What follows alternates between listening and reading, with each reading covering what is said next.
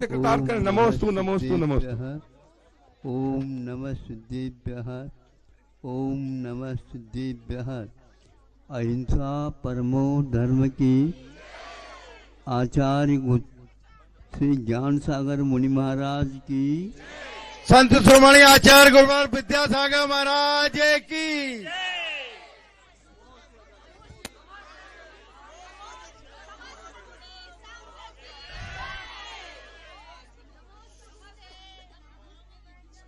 यह एक अवसर है। कई लोगों को बार बार भावना के बाद भी एक बार मिलता या नहीं भी मिलता, किंतु यह रास्ते में रहने से एक प्रकार से जाते समय में भी और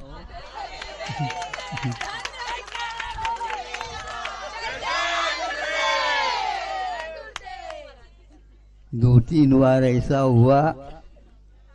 और पहले अब जब आए थे मंदिर के लिए यहाँ के लोगों ने आग्रह किया, शायद वहाँ पर उस समय ये नहीं बना था, अब बन गया शायद। अच्छा, प्रारंभ हुआ। अच्छा अच्छा अच्छा। तो ये पुण्य के उदय से होता है। इसी प्रकार आगे के लिए भी जीवन के लिए पुण्य का समार्जन हो, इसके लिए हमें अहिंसा देवता की पूजा, अभिषेक और स्मरण और अपना प्रयोग जीवन में करते रहना चाहिए। आप लोग चूंकि ये अनिवार्य तत्व है, वस्त्रादिक पहना, अपने अपने शक्ति के अनुसार ये सब करते हैं, किंतु इसमें सूक्ष्म देखने से सूक्ष्म नहीं है। आज तक लोगों का ध्यान इस ओर नहीं गया है। सब कुछ करते हैं, पानी छान करके पीते हैं, लेकिन ये एक बहुत बड़ा दोष है। जो आप लोग वस्त्र पहनते हैं वह वस्त्र अहिंसक वस्त्र नहीं रहा है। इसलिए अहिंसा के पुजारी होकर के आप लोगों के द्वारा ये दोष टल जाए। आप लोग उद्योग भी करते हैं वस्त्रों के या सूत्र के आदि आदि, यदि वह ध्यान दे तो आप लोगों के लिए बहुत सुलभ होगा। इसमें मांस का जो चर्बी का पुट लगाया जाता है, तब वह यह वस्त्र का निर्माण हो पाता है। उसकी कढ़ाई तभी संभव है तो वह लगाया जाता, उसके स्थान पर विकल्प में बहुत बहुत खर्च होता है, इसलिए उसको न लेकर के यही काम किया जाता है। यहाँ पहले भी सुनने में आया था, लेकिन उस समय वह अहिंसक था, किंतु रेशम के कपड़े से तो बहुत लोगों को आनंद का अनुभव होता था, किंतु वह भी संकल्प हिंसा के साथ ही होता था। उसको जैन लोग बहुत कम स्वीकारते थे। आज भी वह जहाँ कहीं भी है, यदि उसका भी त्याग कर देते हैं और वर्तमान में जो दोष लग रहा है उसको भी पुरुषार्थ करेंगे और मन में ठान लेंगे तो आप लोगों के लिए वह उपलब्ध हो सकता है। आज वर्तमान में सरकार भी इस ओर काफ़ी ध्यान दे रही है और उस ध्यान की ओर आपकी दृष्टि चली जाती है।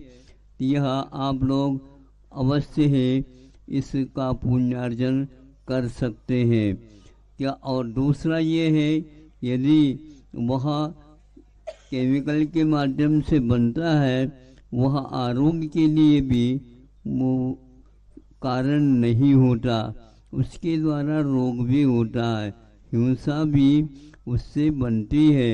इसलिए कि हाँ, हथकरघा का जो वस्त्र है उसका यदि आप लोग प्रयोग करेंगे बहुत ही रुचि के साथ व जैविक वस्त्र मान करके कई लोगों ने इसको अपनाने का प्रयास या संकल्प लिया है। इस ओर भी आप लोग अवश्य ध्यान देंगे।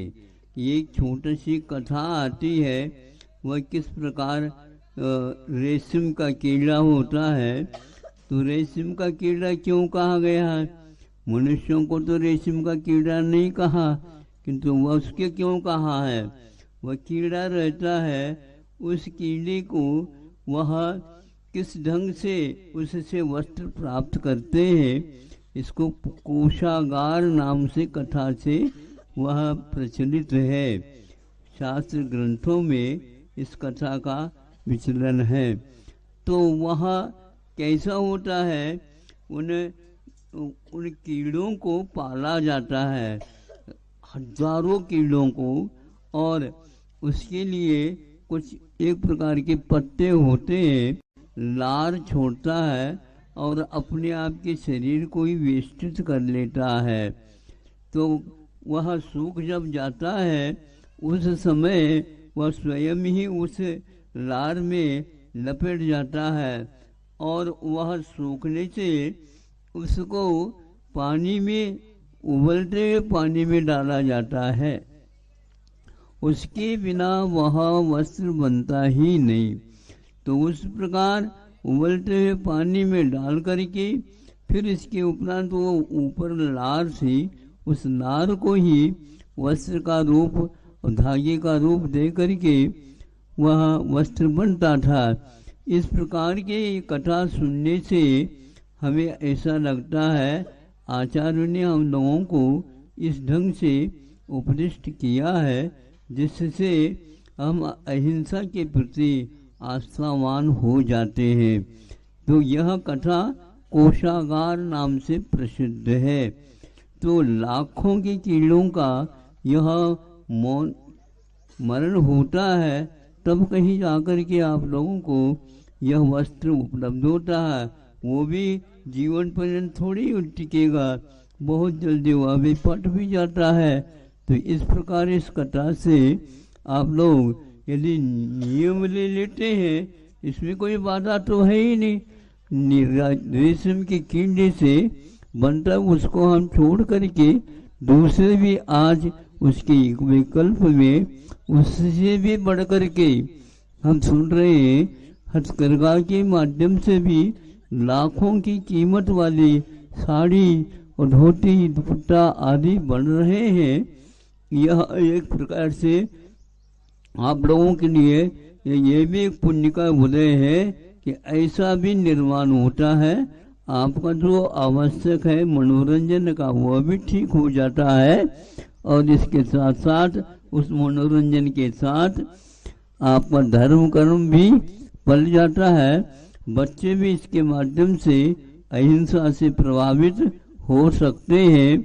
वहाँ आप लोग अभी से उसके ऊपर संस्कार डालेंगे तो उनका भी जीवन सुधरेगा, और आपका तो जीवन सुधर ही रहा है।